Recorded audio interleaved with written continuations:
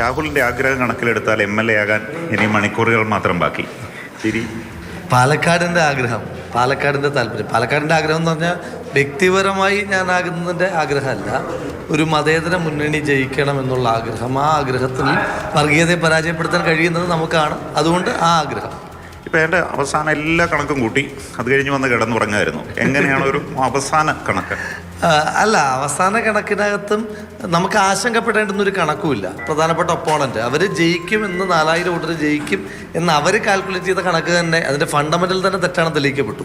അതിൻ്റെ ഫണ്ടമെൻറ്റ്സ് തന്നെ എന്തായിരുന്നു? മുനിസിപ്പാലിറ്റി ലീഡിങ് കൂടുന്നു എന്നുള്ളതാണ്. പക്ഷേ അതിൽ തന്നെ വ്യത്യാസം വരുന്നു എന്ന് പറയുമ്പോഴത്തേക്കും വളരെ പോസിറ്റീവാണ്. അവസാന ഭൂരിപക്ഷം ഞാൻ ഭൂരിപക്ഷം പറയുന്നില്ല, ഞാനിതുവരെ ഭൂരിപക്ഷം പറഞ്ഞിട്ടില്ല. എന്തായാലും ഇപ്പോൾ MPമാരൊക്കെ ഭൂരിപക്ഷം പറഞ്ഞു, കംഫർട്ടബിൾ ആയിട്ടുള്ള മെജോറിറ്റി ഉണ്ടാകും.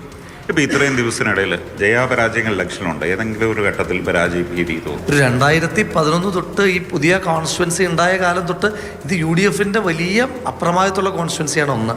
2, സെക്കുലർ ഫോഴ്സിനെ എപ്പോഴും ചേർത്ത് പിടിക്കുന്ന കോൺസ്റ്റിറ്റ്യുവൻസിയാണ്. സെക്കുലർ ഫോഴ്സ് എപ്പോഴൊക്കെ ചാലഞ്ച് ചെയ്യപ്പെടുന്നുണ്ടോ അപ്പോഴെല്ലാം ഒപ്പം നിൽക്കുന്ന കോൺസ്റ്റിറ്റ്യുവൻസിയാണ്. അപ്പോൾ അതിൻ്റെയൊക്കെ പോസിറ്റിവിറ്റി ഭയങ്കരമായിട്ട് നമുക്കുണ്ട്. ഈ 1.5 മാസത്തിനിടയിലെ വേറൊരു ജില്ലയിൽ നിന്ന് വരുന്നു, ഒരുപാട് എതിർപ്പുകൾ തുടക്കത്തിൽ തന്നെ ഉണ്ടായിരുന്നു.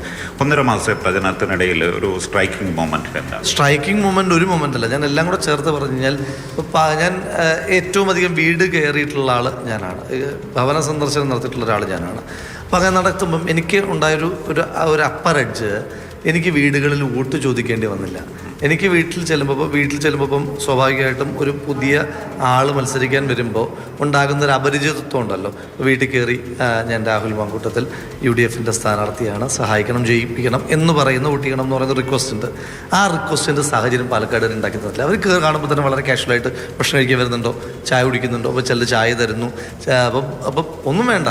എൻ്റെ ജന്മദിനത്തിൻ്റെ ഒരു വാർത്ത വന്നപ്പോൾ തന്നെ ഞാൻ അത്രയേറെ മധുരം എൻ്റെ ഏതെങ്കിലും ഒരു ജന്മദിനത്തിൽ കഴിച്ചിട്ടില്ല. വാർത്ത രാവിലെ മാധ്യമങ്ങളിൽ വന്നു, പിന്നീടുള്ള എല്ലാ വീടുകളിലും എന്തെങ്കിലും ഒരു മധുര പലഹാരം, എന്തെങ്കിലും ഒരു സാധനം, ഒരു മുട്ടായിയെങ്കിലും തരാത്ത വീടുകൾ ചുരുക്കരുത്. അത്രയ്ക്ക് ആളുകൾ നമ്മളെ ചേർത്തു എന്ന് പറയുന്ന വ്യക്തിപരമായ മികവിനപ്പുറം ഞാൻ നേരത്തെ സൂചിപ്പിച്ചതുപോലെ മതേതരത്വം ജയിക്കണം എന്നുള്ള പാലക്കാടിൻ്റെ ഒരു താല്പര്യം, അതിനു വേണ്ടിയിട്ട് വന്നിരിക്കുന്ന സ്ഥാനാർത്ഥി എന്നുള്ളൊരു മെച്ചം ഉണ്ടായി. എന്തായാലും ഈ രാഹുൽ MLA ആകുന്നതിന് മുമ്പ് തന്നെ പരിപാടിക്ക് ക്ഷണിച്ചു തുടങ്ങി. ഇപ്പം ഇറങ്ങിയിരിക്കുന്നത് മാരുതി പോപ്പുലറിൻ്റെ പുതിയ ഡിസൈറിൻ്റെ ലോഞ്ചിങ്ങിനാണ്. അപ്പോൾ എനിക്ക് തോന്നുന്നത് നാട്ടുകാരൊക്കെ വിജയിപ്പിച്ചു എന്ന് തോന്നുന്നു.